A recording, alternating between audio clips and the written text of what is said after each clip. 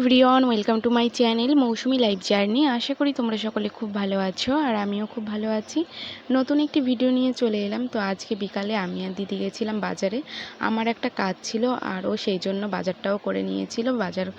বাজারে সবজি বাজার করছিল। আর সবজির যা দাম শুনে তো আমার মাথায় হাত, এত দাম মনে হচ্ছে যেন বাজারে আগুন লেগেছে।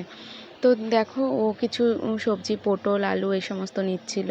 আর বাড়িতে ফ্রায়েড রাইস করবে সেই জন্য কিছু সবজি নিয়ে নিয়েছিল, গাজর, বিনস, এইগুলো যেগুলো লাগে আর কি।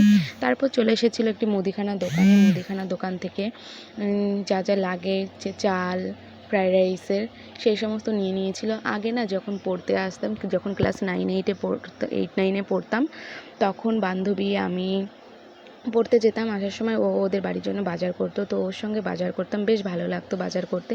আর তোমাদের কার কার বাজার করতে ভালো লাগে অবশ্যই কমেন্টে জানিও, আমার তো ভীষণই ভালো লাগে।